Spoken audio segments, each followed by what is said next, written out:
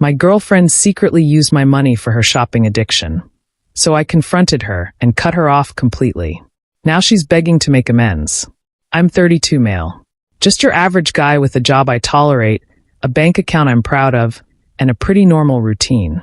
I live alone, keep things simple, and up until recently, I thought I was building something real with the woman I was dating. Let's call her girlfriend.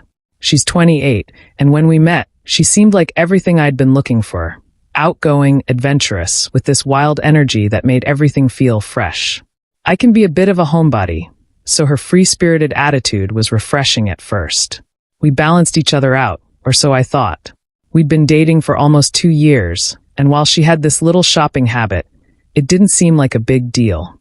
She'd joke about retail therapy and rewarding herself after a tough week. But everyone has their quirks, right? I never really looked at her finances. I mean, we weren't married, and I had my own accounts. I assumed she was good for it. I'd pay for dinner sometimes, she'd grab takeout other nights, simple stuff. But that's where I screwed up. I wasn't paying close enough attention to how she lived versus how I lived.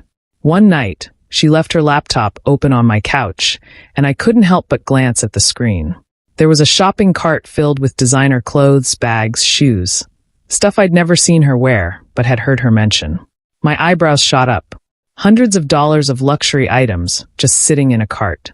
Window shopping. She'd laughed it off when I joked about it. But looking at the total, something in me felt uneasy. I just shrugged it off at the time, chalking it up to her quirky side. If only I knew. A month later, I got an alert on my phone. Some large charges on my credit card. Suspicious activity, the bank called it. I'm meticulous about my money, so I opened the app, thinking I'd just forgotten a bill or something small. But as soon as the screen loaded, my stomach dropped.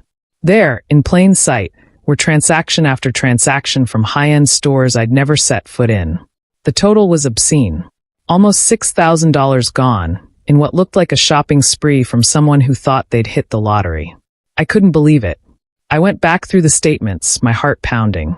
The spending spree started small, a couple of hundred here, maybe 1,000 there, but over time it piled up. All these charges were recent, just over the past couple of weeks.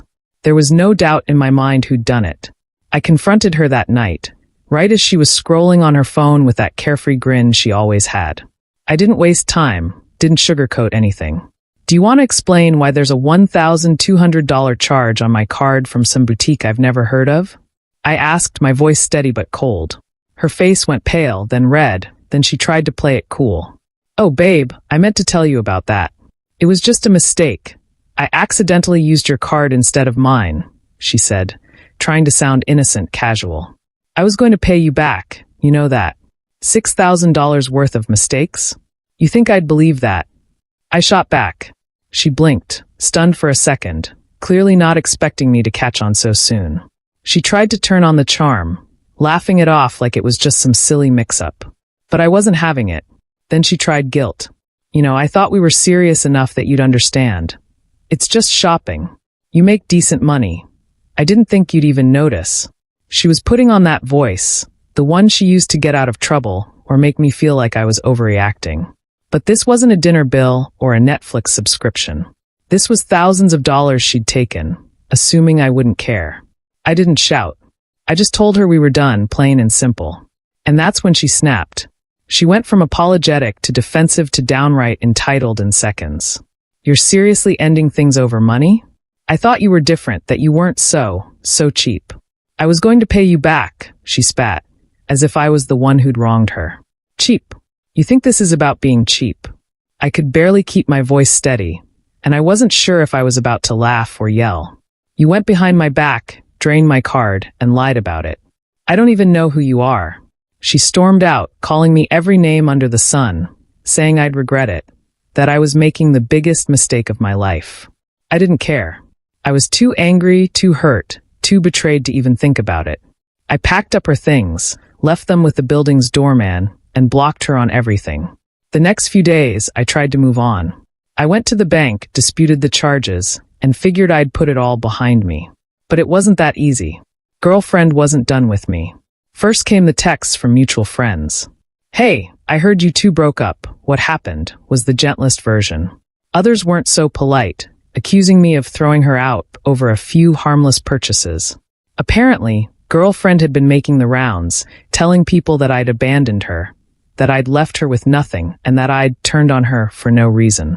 One friend, let's call him best friend, reached out, saying he'd heard from girlfriend that I'd been emotionally abusive and cheap, never letting her buy anything for herself. It was a whole sob story about how I'd controlled her finances, kept her trapped financially, and left her out in the cold with nowhere to go. Best friend was concerned, but he knew me well enough to ask my side. So I showed him the receipts, literal and figurative. The bank statements, the texts, everything she'd been hiding. His face fell as he realized she'd been lying to everyone, spinning this tale that made her look like the victim. After that, the messages stopped from best friend, but girlfriend had already done her damage. Some friends bought her story wholesale, others started avoiding me, and the ones who did reach out just seemed uncomfortable. It was like I'd been painted as this heartless monster, and it didn't matter what the truth was. And then she crossed a line I never thought she'd dare. I got a call from my mom. Girlfriend had contacted her, telling her I'd left her homeless and abandoned her. My mom, bless her, was horrified, not at me, but at the audacity. She'd never liked girlfriend, but she also never imagined she'd try something like this. When I called girlfriend out for contacting my family, she responded with a smirk. At least, that's how her text felt. "Oh, you wouldn't want them to know how you really treat people, would you?" she wrote, acting like she held all the cards. That's when I snapped. I gathered everything. Screenshots of our conversations, bank statements, even screenshots of her social media posts showing off her new designer haul. I laid it all out and messaged her one last time. "I'm done with you, and if you ever contact my family or friends again, I'll show everyone the truth. I've documented everything, and I'm ready to go to the police if you keep harassing me or my family.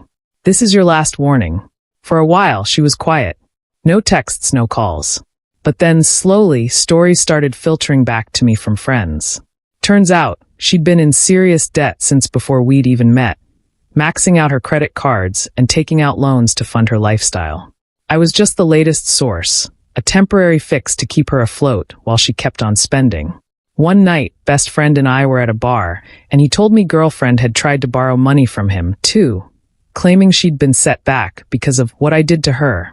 She went as far as telling people I'd stolen her money, that she'd been financially supporting me, and that I'd left her stranded. It was like she'd crafted an entirely new reality where she was the martyr, the innocent victim of some cold-hearted guy who'd ruined her life. And the worst part, some people believed her. I lost friends over her lies, people who didn't even want to hear my side. They just saw me as some heartless miser, and nothing I could say would change their minds. I tried to let it go, to focus on rebuilding, moving on, but every now and then someone would drop me a message, saying, "I heard from girlfriend." It was exhausting. I was dealing with the fallout of someone who decided to burn down everything, just because she didn't get her way. Months went by, and finally, the texts stopped, the rumors died down, and people moved on. The friends who stuck around, the ones who knew me, were enough. And the ones who bought her lies, well, they weren't friends worth keeping.